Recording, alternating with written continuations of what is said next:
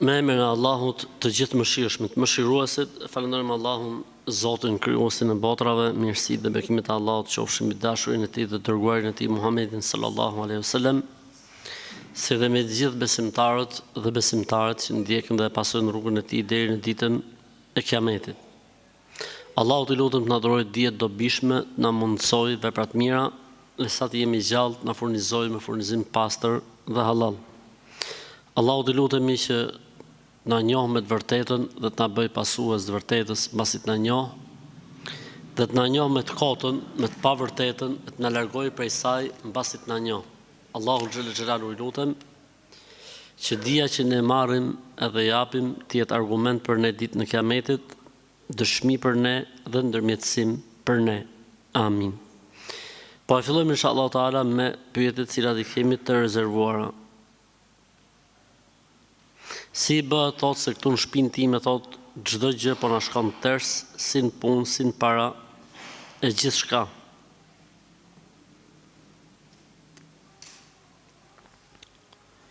Tersliku është një diçka që smatet dhe s'ka arsye të jashtëzakonshme. Gjërat shkojnë ters kur njeriu është larg Zotit. Gjërat shkojnë ters kur në shtëpi nuk adhurohet Zoti. Gjërat shkojnë ters kur njerëzit I kthejnë shpinën Zotit. Wa man a'rada an dhikri fa inna lahu ma'ishatan dhanka wa nahshuruhu yawm al-qiyamati a'ma. Kush I kthen shpinën Zotit, jeta e tij do të jetë dhanka, e vështirë. Jo e këndshme. ولو أن أهل القرى آمنوا واتقوا لفتحنا عليهم بركات من السماء والأرض. Sikur njerëzit të tregoheshin të devotshëm, do t'i çelnim dyert e qiejve dhe tokës me bekime. Kështu që nganjëherë ne kërkojmë terslikun nga jashtë, po mund ta kemi mrena. Mund të jemi ne ai tersi I këtij muhabeti, se jemi larg Zotit, jemi larg namazit. Ose haramin shtëpia tona është bërë ka bo vend, është ul këm kryq. Pra, përpara se me kërku të keqen nga jashtë apo tek të tjerët, duhet të shohim mos është e keqja prej nesh. Mos jemi ne tersliku, paudhësitë tona, gabimet tona, shturja jon, padrejtësitë që mund të kemi bën njerëzve të tjerë, lutja e dikujt që është pranu, s'na bëhet jeta marrë dhe mirë. Kështu që përpara se të kërkojmë, jo po mësyshi, jo po mos na kanë bën ai gjë, jo po kështu, jo po ashtu, duhet me pa herë ke vetja. Me kontrollu situatën, me morë situatën kontroll. E nëse çdo gjë pastaj këtu është mirë, atëherë duhet parë nga jashtë, që mund të jetë sebebi në mësyshi, mund të jetë sebebi në magjia, apo etj. Po unë them se ka shumë arsye të mbrëmshme për të zgjidhur ne situatat dhe problematikat. Ka shumë arsye të mbrëmshme. Kështu që inna Allaha la yughayyiru ma biqaumin hatta yughayyiru ma bi anfusihim. Allah nuk ndryshon gjendjen e një populli derisa ata të ndryshojnë.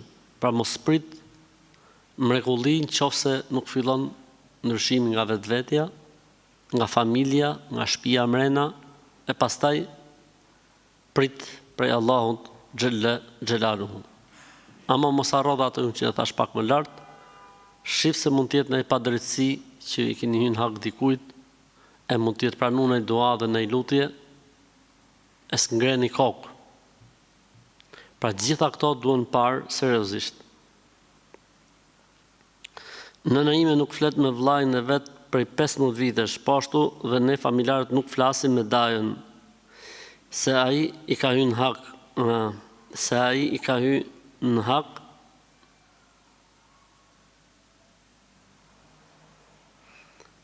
Po ashtu dhe ne familjarët nuk flasim me dajën, se I ka hyrë në hak as daja as familja e tij. Ai kërkon që ne të pajtohemi, por nëna nuk pranon. Allahu xhalla xhelalu ka thënë në Kur'an: La khayra fi kathirin min najwahum illa man amara bi sadaqatin aw ma'rufin aw islahin bayna nas. Nuk ka mirësi në muhabetet që bëjnë njerëzit, në fjalërimet e njerëzve nuk ka mirësi në përgjithësi. Në përgjithësi, në atë që flasin njerëzit s'ka ndaj hajër. Në përgjithësi, dhe kjo është rregull, shifi muhabetet që bëjnë për shembull, as si lloj hajri, as si lloj muhabeti. Përgojojnë gjysmën e Shqipënisë, morin për gojë gjysmën e Tiranës, s'lën njëri pa përfolë, s'lën njëri pa folë, ku dëgjon etj. S'përmenet i herë Allahu 3 orë muhabet. S'përmenet i herë namazi 18 orë muhabet. La khayra fi kathirin min najwahum. Në shumicën e të folurave të tyre, bashkëbizetimeve të tyre nuk ka asnjë lloj hajri, nuk ka asnjë lloj mirësie.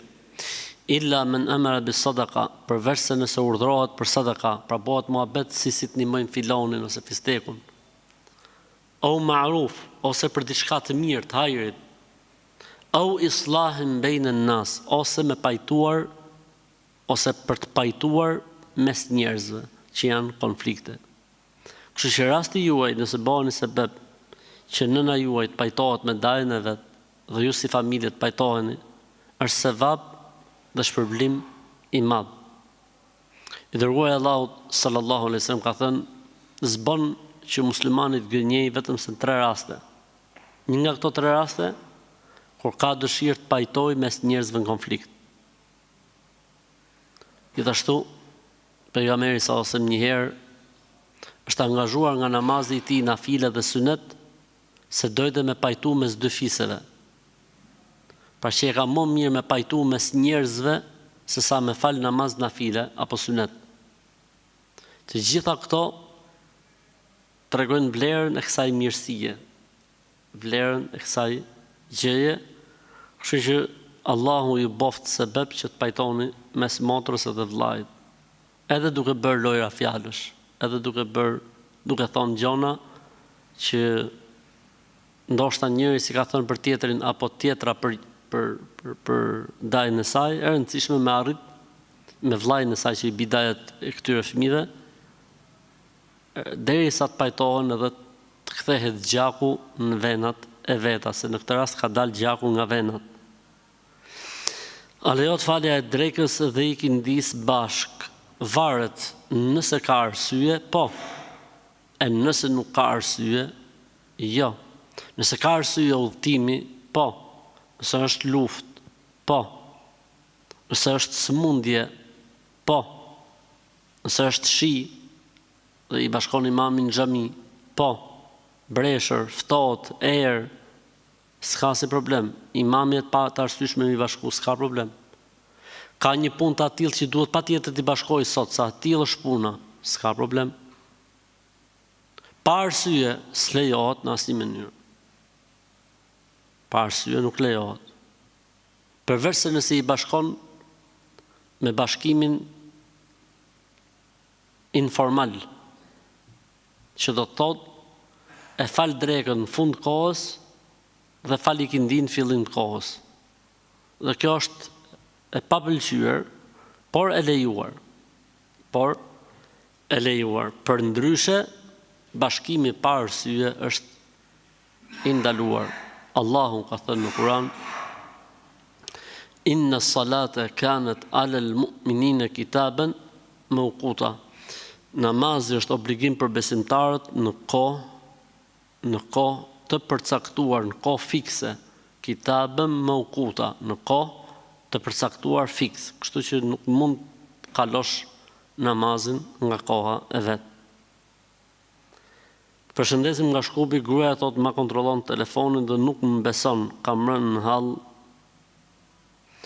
Njeriu nuk duhet ta çojë veten deri në këtë shkallë.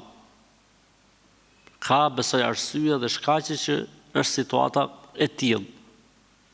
Pra njeriu asnjëherë nuk do ta bëjë veten e tij që gruaja e tij mos të ketë besim edhe mos t'i besoj. Për këtë arsye, nëse ti je i sinqert, e lën gruan ta kontrollojë telefonin. Çfarë problemi ka? S'ka besim. që telefonin, pa pasvort leje që ta kontrolloj në çdo orë të ditës dhe të natës. Nëse situata është pra që ka shkuar deri në këtë pikë. Nëse je duke falur namaz dhe del para një fëmijë që është në moshën 3 vjeçare, atë pakson kjo shpërblimin në namazet? Jo, nuk e pakson dhe as nuk i ul as pak vlerat namazit. Pasi fëmia është fëmijë dhe nuk përbën asnjë lloj problemi fetarisht dhe nuk e përfshin hadithi i ndalesës. Madje kemi transmetime të sakta se si fëmijët kanë lozë para pejgamberit sallallahu alaihi wasallam. Cili është kuptimi i ajetit si e mohoni krijuesin, e dihet se ju ishit të vdekur ai ju ngjalli, mandej ju bën të vdisni pastaj ju ringjall, e mandej tek ai do të ktheheni. El-Bekara 28. Sipas këtij ajeti, ne kemi qenë të vdekur e ai na ngjalli. Që do thotë se tashmë jemi para tij. Kur'anin nuk mund ta interpretosh nëse nuk ke njohuri dhe dije të duhura. Është njësoj si çdo libër bazik, nga i cili buron ligji, kuptimi, doktrina, mësimi i Islamit. Ajeti, po ta lexosh me vëmendje, nuk thot kështu siç ka kuptuar ky zotnia. Kejfe tekfurune billahi wa kuntum amwatan fa ahyakum. Si e mohoni krijuesin, Allahun. Bile nuk thot krijuesin, po Allahun. Si e mohoni Allahun, se krijues është Khaliq, kurse ajeti thot Allahun. Si e mohoni Allahun ndërkohë që ishit të vdekur, pra me kuptimin nuk ekzistonit. Të vdekur nuk është me kuptimin e drejt për drejt të fjalës, por nuk kupton inekzistencën. Pra para 300 vjeç asnjëri prej nesh nuk ka qenë në ekzistencë. Pra në ligjin e të vdekurve. Le ta përkthejmë prapa ajetin. Si e mohoni ju Allahun e ishit inekzistent në ligjin e të vdekurve, pra ishit si të vdekur, e ai ju ngjalli, pra ju krijoi. Fa ahyakum, ju krijoi. Ju krijoi. Pastaj do të vdisni. Këtu bëhet fjalë për vdekjen e vërtet, që është ajo që del shpirti nga trupi. E pastaj do të ringjall, bëhet fjalë për ringjalljen e ditës Kiametit. E mandej tek ai do të ktheheni. Po mas ringjalljes do të kthehemi tek Allahu. Tani nuk jemi para Allahut me kuptimin e llogarisë, jemi në shikimin e Allahut, në dëgjimin e tij, në vëmendjen e tij, në mbikëqyrjen e tij, në dijen e tij, etj, po si jemi para Allahut me kuptimin e llogarisë. Kështu që ky lloj kuptimi dhe ky lloj të kuptuarit të ajetit nuk është i saktë.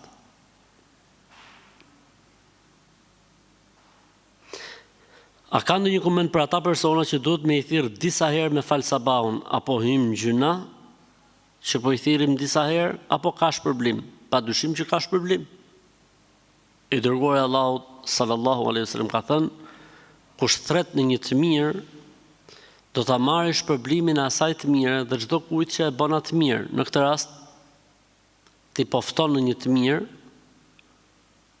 po i thret njerëzit në një të mirë, që është falja e namazit. Ka thënë Allahu xhelalu në Kur'an, wa'mur ahlaka bis-salati wastabir 'alayha. Urdhroje familjen tënde që të falin namazin dhe mos ju ndaj, rri konsekuent. Pra nuk është urdhri për namaz një herë falni namaz, po duhet të rish në kokë, derisa t'ju bëhet mësim, derisa t'ju bëhet tradit, derisa t'ju bëhet, si më thënë, pjesë e jetës së tyre. Wa kana ya'muru ahlahu bis-salati. Ismaili alayhi salatu wassalam vazhdimisht urdhëronte dhe këshillonte familjen e tij për faljen e rregullt të namazit. Kështu që një musliman i mirë dhe një musliman i vërtet e run veten e tij nga zjarri i xhenemit, edhe e run familjen e tij nga zjarri i xhenemit. Thot Zoti: Ja ju alladhina amanu qu anfusakum wa ahlikum nar, o që keni besuar, runi veten dhe familjet tuaja nga zjarri i xhenemit.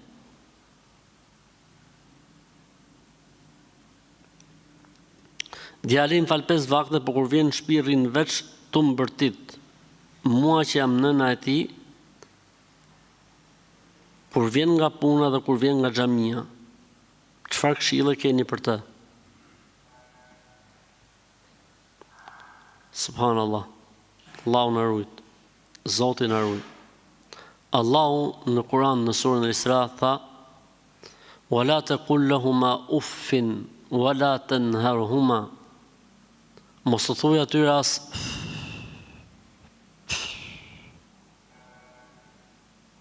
e mos i rëndo. Mos u fol fjalë që i rëndojnë. E jo më me i bërtit. Subhanallah. Ky është një problem i madh kur njeriu nuk ka kuptuar fenë e Allahut, kur nuk ka kuptuar çfarë kërkon Zoti prej tij. Nuk ka gjë më të rëndë dhe gjë më të keqe te Allahu xhelaluhu sa njeriu mos të vlerësojë dhe respektojë prindin.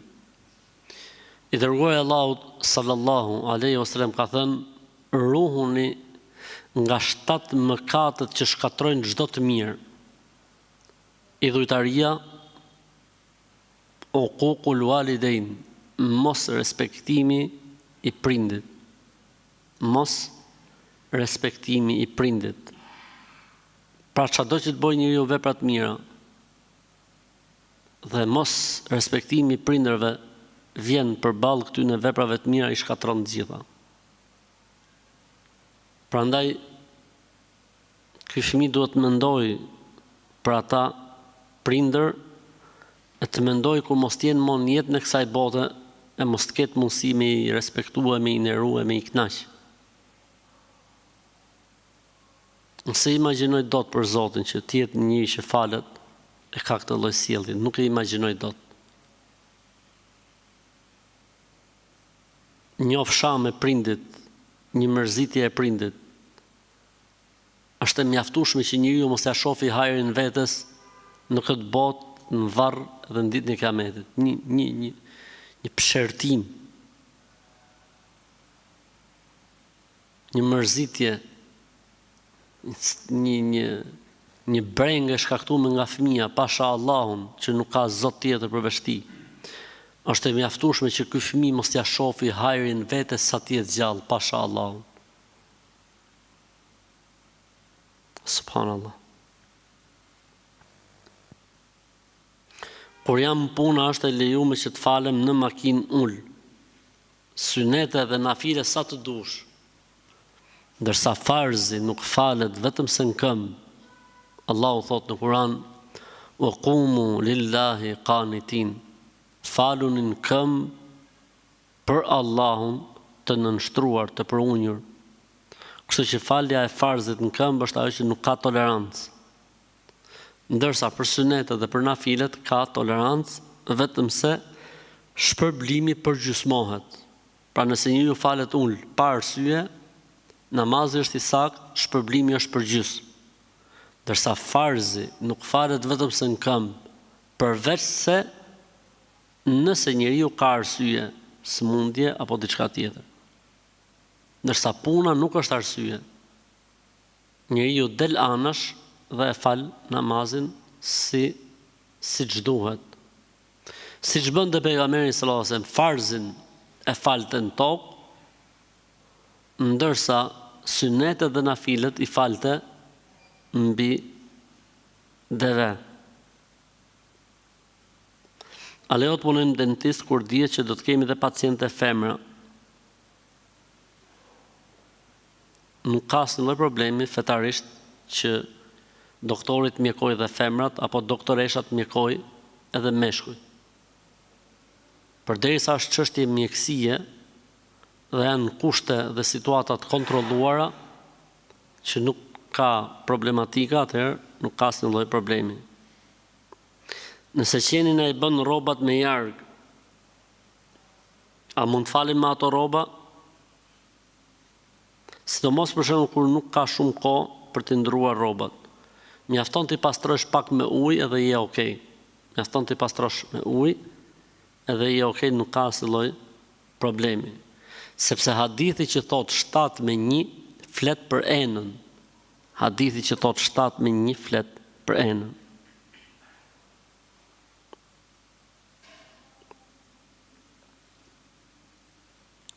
Cili është mendimi juaj për këto lajme që po qarkullojnë për krimin një shteti bektashi brenda shtetit tonë? Komuniteti musliman shqiptar ka bërë një deklaratë shumë të bukur, të pastër, të qartë dhe shumë të kthjellët në lidhje me këtë temë, dhe nuk kemi asgjë për të shtuar mbi atë deklaratë që është bërë. Padyshim që nuk ka shqiptar, s'ka lidhje me fetarizmin që të jetë në dakord me një gjë të tillë, pasi bie ndesh me kushtetutën, bie ndesh me legjislacionin dhe ligjin shqiptar, bie ndesh me panshmërinë që duhet të ketë shteti ndaj komuniteteve fetare dhe laicizmin e shtetit, bie ndesh me faktin që politika nuk duhet ndërhyjnë punët e fesë, po duhet marrë vendin e vet. Bie ndesh me faktin që promovimin e paqes dhe tolerancës, bashkëtesës ndërfetare në Shqipëri e kanë bërë gjitha komunitetet. Bie ndesh me faktin se mënyra se si është shprehur ai që është shprehur, kur është shprehur se pretendon islamin e vërtet, verdiktin e vërtet të islamit, që është një islam pa islam. Islam pa islam. Islami i tyre, jo bektashizmi si tarikat, po folsin fjalë, ka një islam pa islam. As namaz, as agjerim, as zekat, rakia vu, e çfarë dush ti, mjafton që kështu e mendon. E kjo gjithçka mund të jetë përveç se fe nuk është. Duam promovojmë islamin e vërtet. U shuft ai islam nëse është i vërteti tek ju, i shuft fara nëse është i vërteti tek ti.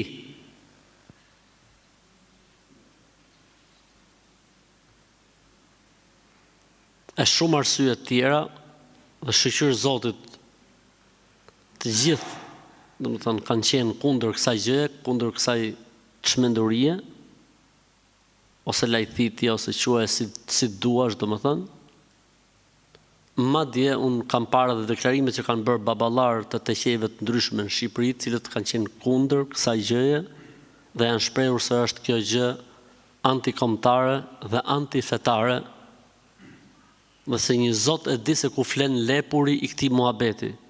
Po ndoshta ditët në vazhdim do ta zbulojnë, por ajo që është interesante në lidhje me lajmin fjalë është se janë bërë të gjithë faktorët bashkë. Pra nuk është parë ndonjëherë që faktori shqiptar me të gjitha faktorët e vet përbërës të tij të jetë bërë ndonjëherë bashkë dhe unifikuar dhe unisuar në qëndrim apo në mendim si rasti i refuzimit të një shteti të tillë brenda shtetit.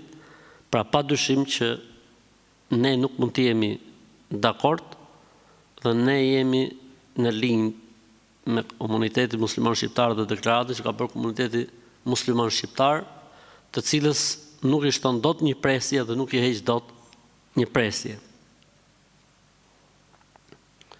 Nëse arrojmë të lajmë gojën dhe hundën gjatë guslit dhe kujtohemi më pas, a duhet ta përsërisim apo thjesht lajmë vetëm gojën dhe hundën? Varet se si. Nëse e ke marrë guslin dhe je akoma në dush, atëherë aty përderisa nuk është tharë trupi, mund të fusësh ujë në gojë dhe në hundë dhe je okej. E nëse ti e ke tharë trupin dhe ke dalë nga dushi dhe kujtohesh se s'ke larë gojën dhe hundën, atëherë duhet çfarë? Ta përsërisësh guslin edhe njëherë nga fillimi. Gusl çfarë quhet? Larja e përgjithshme. Larja e përgjithshme e trupit ka raste që është obligative dhe ka raste që është sunet e pëlqyeshme. Në ato raste kur është obligative, duhet patjetër të lahet goja dhe hunda. E nëse njeriu harron, e përsërit edhe një herë larjen e përgjithshme që t'i quhet, pa që të ketë mundësi të fali namaz. Përndryshe, duhet përsërit gjithçka. Namaz dreket e rekatit tret kisha një dyshim se mu prish abdesi, mirë pa e mbarova namazin dhe mora abdes prap. Dhe e përsërita për siguri. A kam vepruar sakt? Deri diku. I dërguari i Allahut sallallahu alaihi wasallam ka thënë mos e prishni namazin derisa të siguroheni me aromë ose me zhurmë. Pra pa u siguru 100% nuk prishet namazi. E nëse ti dyshon, namazin vazhdoje deri në fund. Dhe s'kepse të marrësh abdes mbrapa, sepse marrja e abdesit mbrapa do të thotë që dyshimi jot ka qenë më i dobët se siguria. Marrja e abdesit mbrapa tregon se dyshimi jot ka qenë më i dobët se siguria, do të thonë që siguria ka qenë më e madhe që është prish. Kështu që nëse dikush dyshon në namazin e tij, s'duhet ta ndërpresi namazin e tij, vetëm nëse sigurohet 100% që e ka prish. Nëse sigurohet 100% që e ka prish, atëherë e ndërpret namazin dhe nuk e vazhdon. Sepse nuk bën që ta vazhdosh namazin duke qenë ti i sigurt se të shprish abdesi.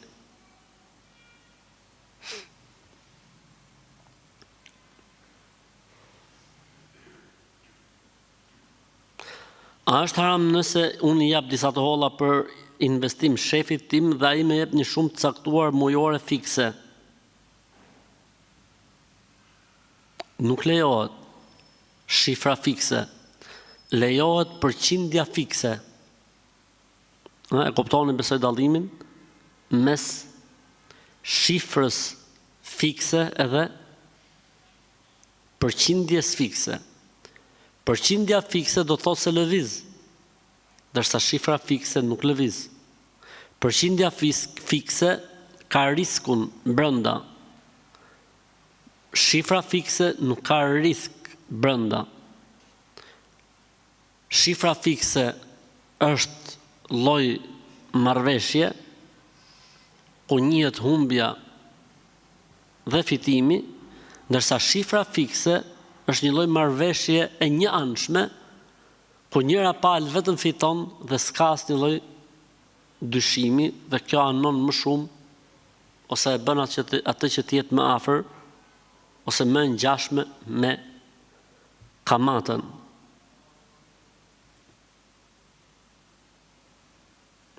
A lejohet që të marrim tejemum për namazet nafile edhe nëse kemi ujë në shtëpi? Jo. Nuk pranohet asnjë lloj namazi nëse njeriu ka ujë aty afër dhe merr tejemum për shpejtësi ose për komoditet, ose që mos më u lodh apo mos më u lag etj. Nuk pranohet ai lloj tejemumi. Një nga kushtet e vlefshmërisë së tejemumit, cili është mos të kesh ujë ose mos mund të përdorësh ujin për arsye shëndetësore ose ekonomike. S'ke mundësi me e ble, ka ujë, po të s'ke mundësi me e ble me marr abdes me të, për shembull. Ose dëmton nga ana e shëndetit. Tejemumi është një pastrim me pluhur ose me dhe ose në mur ose mbi një sen simbolik. Kur njeriu nuk gjen ujin ose kur përdorimi i ujit e dëmton në shëndetin e tij apo në ekonominë e tij. Përndryshe, kjo nuk funksionon. Kam gjetur një macë në rrugë dhe e dërgova tek veterineri, por më thanë që nuk ka shërim sepse ka thyer legenin dhe shtyllën kurrizore. A lejohet që t'i bëj masaj një gjilpër për t'i marrë jetën, apo duhet të presim që të ngordh vetë. Në këto raste ndiqet këshilla e veterinerit. Nëse ai e sheh më të arsyeshme për të bërë gjilpërë, le të bëhet, për ndryshe s'ka gjë. E rëndësishme nëse i bëhet, s'ka problem. Në këto raste lejohet më mirë një gjilpërë e mos të vuaj, se sa ta lejsh rrugëve që të vuaj derisa të ngordhi.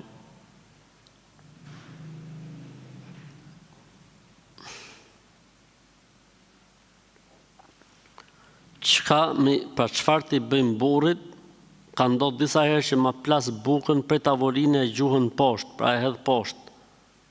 E unë si dënim që ma fugën bereqetin, pra që ma hedhën bereqetin e lej dhe si bëj bukë disa ditë. Po prapë më vjen gjuna. Të janë probleme shqiptare në jetën bashkëtorë. Dhe të regojnë se njerëzit janë larg fesë dhe besimit. I dërguari Allahut sallallahu alaihi wasallam, nëse nuk i pëlqente një ushqim, nuk hante. As nuk shante, as nuk ofendonte, as nuk injoronte, as nuk e gjunte, as nuk e hidhte. Nëse i pëlqente gatimi dhe ushqimi, e hante. Nëse si pëlqente, e linte. Po kjo tregon se njerëzit janë larg normave të fesë dhe të besimit, po jo vetëm kaq, janë larg normave të sjelljes qytetare. Pra edhe po spati njëri fe dhe besim, ka gatujt gruaja, po ty s'pëlqen për shembull, Zoti ta shpërbleft, lumshin durët, Zotit nderoft, dhe nuk e han, e falenderon. Po jo me hedh, siç bën ky njeriu. Dhe gruaja thotë, si pasojë unë atë e dënoj, duke e lënë pa bukë, pa gatim. Hajër inshallah, përderisa i zboka zon, hajër bo Zotin. Pa dashje thot bëra një gabim në bolë shtëpi se kam shkelur një qenush të vogël, ishte futur ndër makinë, por se kam parë dhe tani nuk mund as të flej, jam siklet matë se kam dëgjuar që kur e vret një qenë 7 vite dënon Zotin. Jo, nuk është e vërtet, kjo s'ka lidhje fare. Përderisa është bo pa dashje, pa qëllim, s'ka problem. Po edhe se kur bëhet me dashje dhe me qëllim, ti ke bërë gabim, po jo se ka mallkim. S'ka mallkim, por është bërë gabim. E rëndësishme nuk bën, përderisa është bërë pa dashje, mos u streso.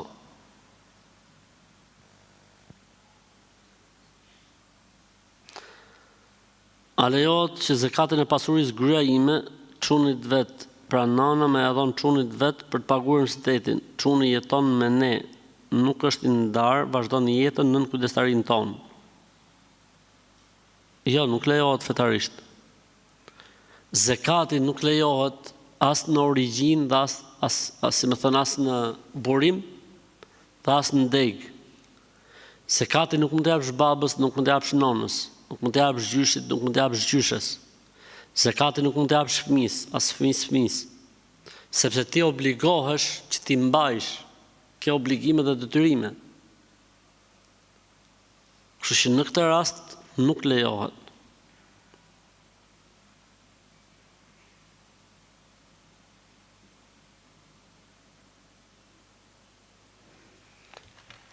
Po shkojmë në xhamia, lejohet që të luajmë me antidjers, domethënë duke pas parasysh faktin se kanë në përmbajtjen e tyre dhe alkool.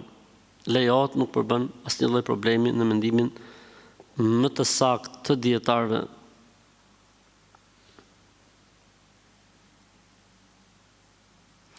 Qofse dikush i thot vetes musliman dhe e praktikon islamin, mirë po nuk beson në dy gjëra, për Dexhalin dhe zbritjen edhe një herë në tokë të Isait alayhi salatu wassalam.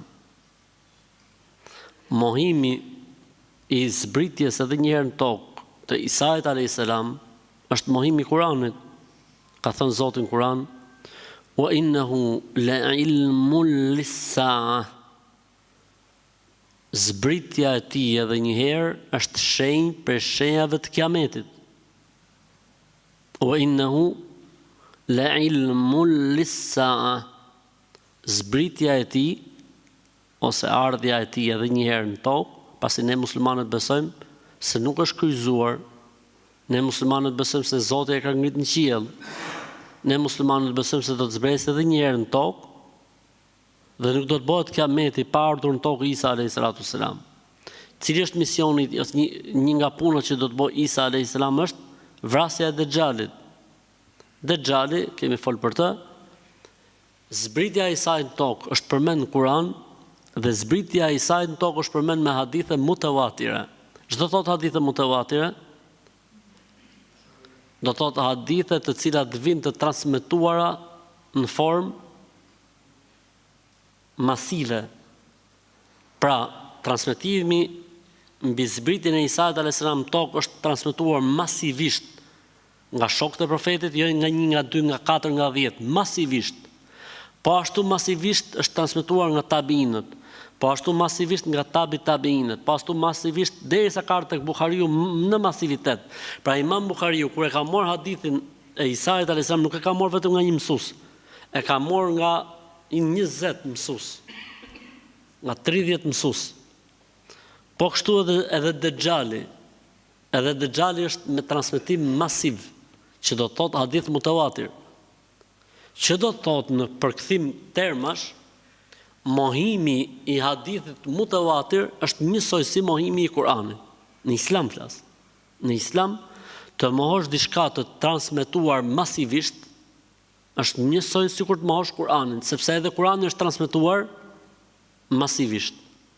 Edhe Kur'ani, si ka ardhur Kur'ani tek ne, me masivitet. Me masivitet.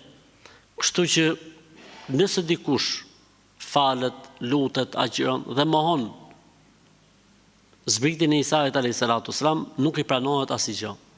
Del përpara Allahut si qafir, si mohues. Mohon Dejxhalin, del përpara Allahut si qafir, si mohues. Nëse i ka ardhur informacioni dhe i është treguar që transmetimi mbi Isait alayhis salam është masiv dhe transmetimi mbi Dejxhalin është masiv. Nëse i mohon mbasi i vjen informacioni, atëherë ai shpallët, pra ai ka gjykimin e jo besimtarit. Konsiderohet tek Allahu si mohues, del përpara Zotit si qafir, njësoj sikur mos më qenë fare musliman.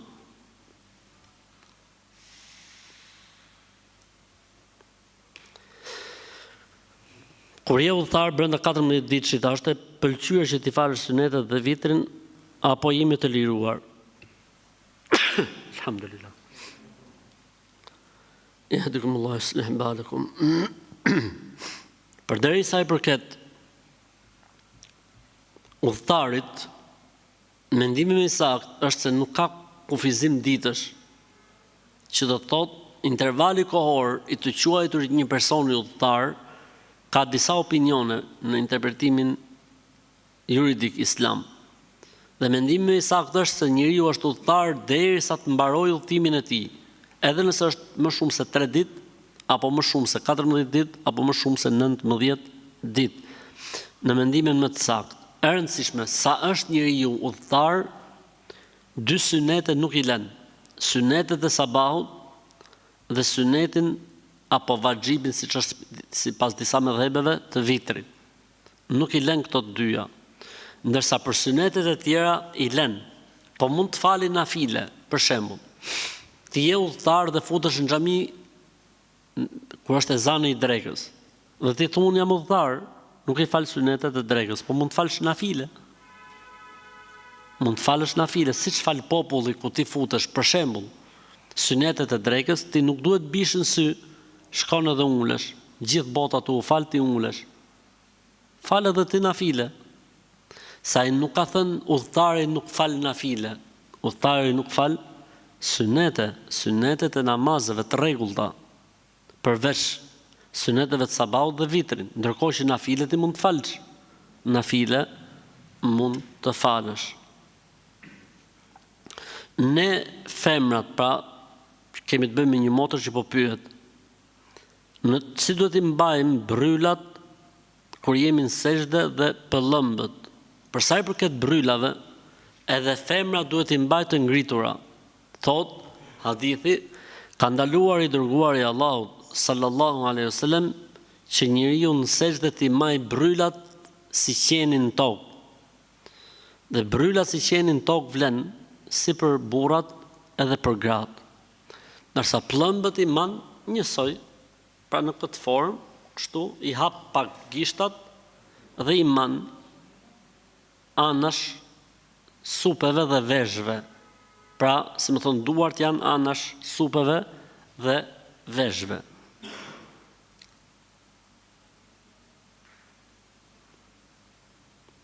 Kemi bërë një kurban për lindjen e një fëmije, por e kemi bërë pa u plotësuar 7 ditëshi. A pranohet apo duhet ta përsërisim? Ka 2 interpretime në Islam. Dhe më saktë është që quhet. Më e mira është dhe syneti që akika të bëhet ditën e 7 e mbrapa. E nëse dikush e bën më përpara, nuk duhet ta përsërisim më për herë dytë dhe vlen. Quhet kur i thon, pra quhet vlen. A është e vërtetë që dridhja e syrit sill fatkeqësi, sidomos nëse tregohet tek të tjerët? Jo, s'ka lidhje. Është çështje nervi dhe nuk ka lidhje fare me fatkeqësinë apo me terslikun.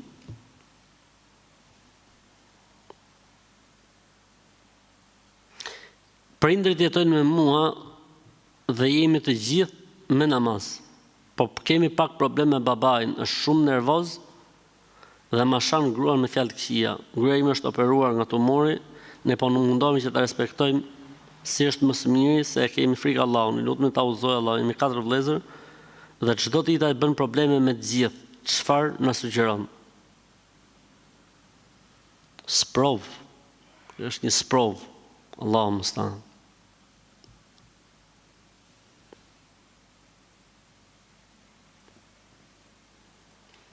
Me e këshillu sa më shumë. Ju djemt duhet ta këshilloni, ju djemt duhet ndërhyni. Po edhe bashkëshortja mos ja vari fort muhabetin kur ai e shan. Sa duket mund të ketë një goditje i shkreti. Hajr inshallah, po në këto raste duhet që fëmia, djali, ju djemt, jeni 5 djemt, duhet ndërhyni dhe duhet që babës t'i tregoni se kjo nuk bën. Dhe se gruaja në raste të tilla ka të drejtë kërkoj dalin shtëpinë vete. Gruaja në raste të tilla ka të drejtë kërkoj dalin shtëpinë vete, se nuk ka pse të vujë trauma nga njerëz që s'ka asnjë lloj detyrimi, le të themi, ligjor ndaj tyre. Jetoj në Dortmund të Gjermanisë dhe kam çu grun me nejt e baba i saj, si shkojnë këtë gratë një javë, më thirr baba në telefon dhe më thot, mos vje më këtu, pse me nejt kaq shumë, ku me ditë që ka bo ajo atje, një javë thot, mos në vje më në shtëpi. Unë jam në Gjermani, gruaja thot, me shku në shtëpi apo jo, çka me bo? E kam çu babën, kam çu grun thot me nejt tek baba i saj. Tani baba i thot mos më le kaq shumë. Mos e laj shumë. Përderisa baba i nusës thot, mos ma le kaq shumë, mos e le kaq shumë. Përderisa i thot, mos ma sill gruan, mos ja ço. Hajr inshallah, pse vetëm një. Gruaja thot më shku, baba i thot mos ma bjer. Bëj çfarë thot baba i gruas. Ose thuj babës gruas, nuk kam çfarë të bëj, ndaloje vet. Muhabete Allah albaneze. Ja, baba i saj. E kam çu grun, se ti e kupton këtë gjuhën, gjoje. E kam çu grun me nejt te baba i saj. Saj. Si shkojnë kretë gratë, kretë një javë. Më thirë baba në telefon, më thotë, mos dhje mo këtu. Pse me nejt kaj shumë. Ku me ditë që ka bo ajo atje, një javë.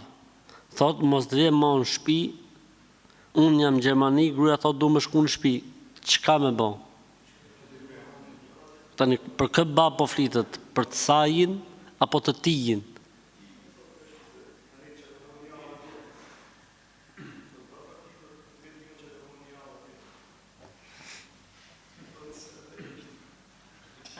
Nëse është baba i tij dhe thot mos ma bjerë gru në shtëpi, mos t'ia çoj. Hajër inshallah. Edhe nëse është baba i saj thot mos ma bjerë gocën në shtëpi, prap mos t'ia çoj. Hajër inshallah. Urna?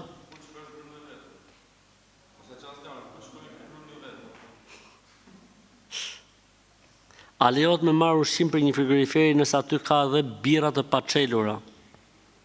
Lejohet. Zoti i madh, alhamdulillah. A është e lejuar me marrë lekun e dikujt që e din që e ka me kamat? Për shembull, kam një ofertë me shit shtëpinë, po komshiu do me marrë kredi për më ma ble shtëpinë. Lejohet, s'ka lidhje. Ç'po ngreti? Se si i gjen ai lekët. Lejohet, s'ka asnjë problem.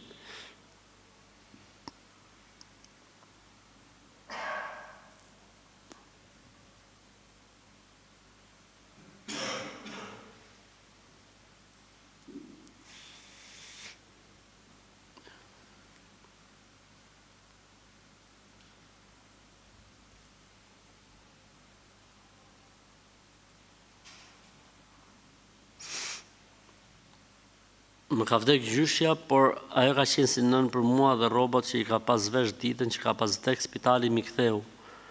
Por si di çfarë të bëja, mundem t'i mbaj ato rroba apo duhet të hidhen. Desha një këshill nga ju sepse këtu ka një besëtni çuditshme në Francë, po na thonë që duhet t'i hedhim në një lum. Po edhe nuk mund t'i hedhim në lum se mund t'na bëj problem policia bashkiake. Allah, s'ka lidhje fare, ato rroba mund të mahen, ato rroba mund të përdoren, ato rroba mund të jepen sadaka. S'ka asnjë problemi fetarisht. A është e vërtetë se gruaja nuk ka të drejtë të jep divorcin burrit? Dhe a është edhe e vërtetë se nëse gruaja e bën divorcin nuk e fiton xhenetin? Varet. Nëse s'ka arsye, normalisht që është e rëndë shumë që të kërkoj divorcin kot. Nëse ka arsye të vërtet, lejohet. E nin xhenetin që ç'ke me të, po të ketë arsye. Gjithë problemi është nëse ndahet pa arsye, pa shkas.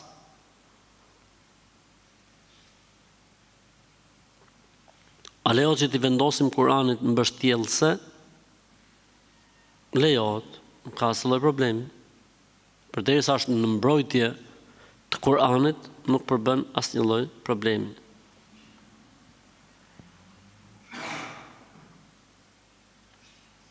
Si me kohën?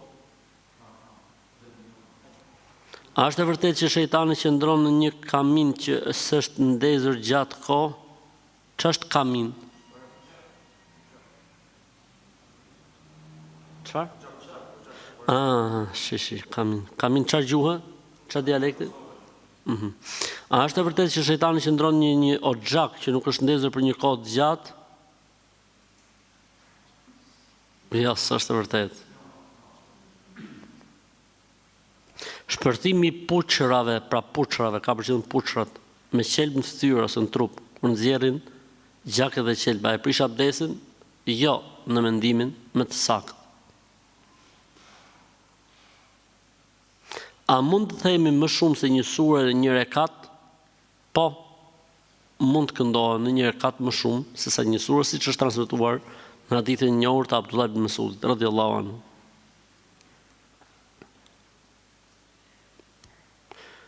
Nëse jemi xhunub dhe marrim gusl dhe kalojnë disa minuta mbas guslit dhe na rrjedh gjithçka, dhe na rrjedh diçka, a duhet ta përsërisim sërish guslin?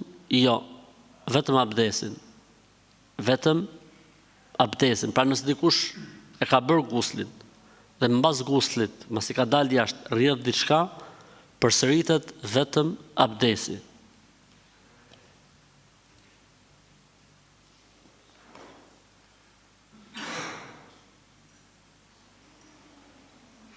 Më ka vdekur vjeri dhe motra e burrit, domethënë kunata sa herë që vjen dhe rrin këtu tek ne gjithmonë fut hunët dhe do gjithmonë të jetë si e parë në shtëpi, flet shumë rënd dhe vjera bën shumë mbrapa saj dhe sillet me mua sikur të isha shërbetore. Unë gjithsesi kam duruar, i kam bërë bukë dhe të gjitha detyrat si nuse, dhe ajo prap thot nuk e dua bukën tënde. Jam në dilemë se si duhet sillem me të, sepse nuk dua që të preket burri im në këtë çështje. Se fundit e ka motor, por nuk po e duroj dot më, mashallah. Ty Allah don xhenetin o motra ime, për këtë lloj sabri, për këtë lloj durimi, edhe për këtë lloj, si më thën, ndjeshmërie që ke. Allahu të shpërbleft. E rëndësishme, ti fetarisht je i liruar nga shërbimi punatës. Mos i shërbe fare kur të vinë në shtëpi. Qofse kjo që thua ti është e vërtetë. Mos i shërbe. As mos e ngjo, as mos merr urdhra prej saj dhe as i gjë. Lëre të flasi me veten. Mos i gatuj, mos i bëj asnjë lloj shërbimi, përderisa e thot nuk e du bukën tate, mos gatuj për të. As mos i shërbe, as mos bëj asnjë gjë. Të bëj çfarë të doj me nonën e vet, me mamin.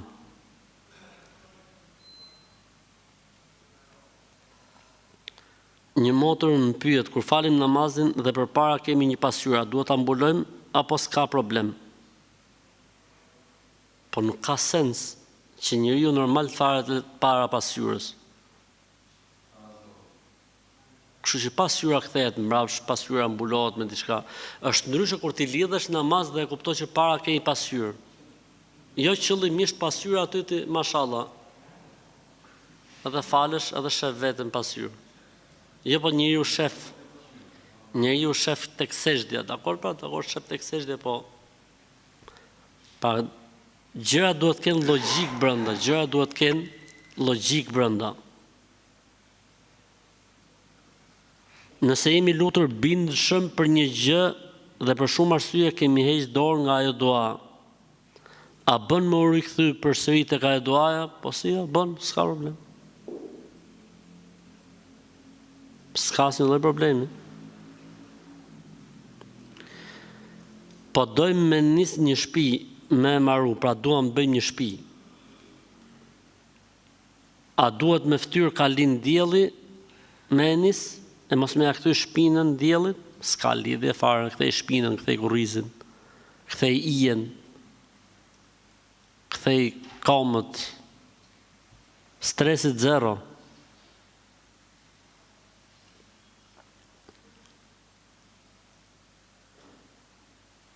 Jam një vajzë besimtare, praktikante e fesë muslimane, me namaz prej kohësh dhe vjen një djalë për njohje, pra për të kërkuar dorën e saj. Djali thotë që unë nuk falem, por mund të filloj namaz me kalimin e kohës. A duhet ta pranoj këtë kërkesë? Po, mbasi djalit filloj namazin. Se kjo nuk është bixhoz. Hajde se po njihemi, po lidhemi, se fillo, mund të filloj. Po nëse nuk fillon, do të çajsh dërrasa gjithë jetën. Do të rish duke çajë dërrasa dhe duke prej dërrasa gjithë jetën. Kështu që më mirë të qërohen punët qysh në fillim, të sqarohen gjërat qysh në fillim, ai të filloj namazin, ta tregoj veten që është besimtar pa interes dhe pa imponim, se ka filluar mua fal se do të marrë ty për nuse, po vetë nga vetja e tij të jetë besimtar tamam. Nëse kjo arrihet, atëherë bismillah, shteti u Zotit.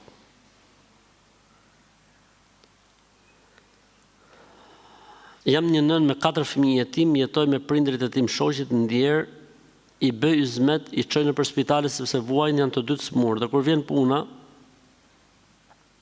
djemt i kanë shëndoshë mirë në shtëpiat e tyre me familjet e tyre. Vinë dhe më mësojnë, jo mos e çot te ky doktor, jo mos e çot te ky spital. Si të veproj, lërua djemve ta zgjidhin këtë muhabet.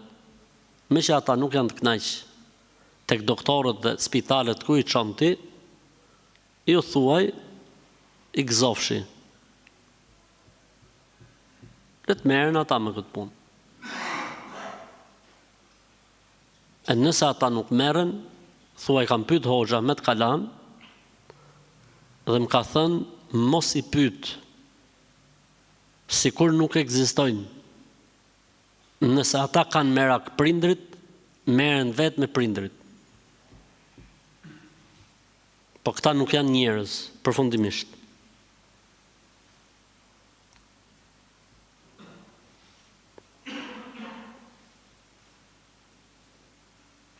Kur falesh diku jashtë në rrugë apo në mal, a duhet me jek kpucët apo më u fal me kpucë? Lejohet edhe kjo dhe kjo. Më mirë është më u fal me kpucë. A është koha? Edhe 2 minuta.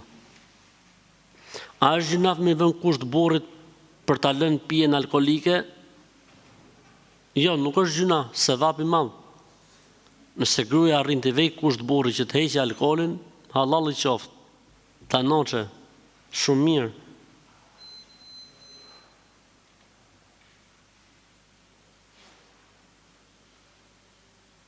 Pyetje e bukur kjo dhe me këtë po e mbyllim. Nëse prindërit kanë lënë një trashëgimi lira Altan, pra lira Floriri, a i lejohet një nga djem me pagu vlerën e asaj e atyre lirave, lirat i maj për vete, ndërsa vlerat i shpërndahet trashëgimtarëve. Lejohet, po ka nevojë për mirë kuptimin e të gjithëve. Se mund thot vllai tjetër gjë, lirat e Altanit po i maj unë, u jap juve parët, po thot tjetër jo, po i maj unë, i jap parët, pa duhet bo me mirë kuptim kjo punë. Dhe jo dikush vendosi veto në trashëgimi. Në mallin e trashëguar nuk ka veto, nuk ka të drejtë njëri nga trashëgimtarët vendosi veto. Thot për shembull, gjo shtëpinë po e maj unë, po shtëpia kushton kaq unë po ju jap juve parët, nuk funksionon. Shtëpia duhet ndarë sipas asaj që thot Zoti. Po nuk ndahet shtëpia si ti vejmë sharrën, atëherë ngrihet një komision, përcakton vlerën e shtëpisë. Nëse dikush e blen. Nëse dikush nuk e blen, atëherë kompensohet, pa duhet bërë patjetër me mirë kuptim dhe jo me veto.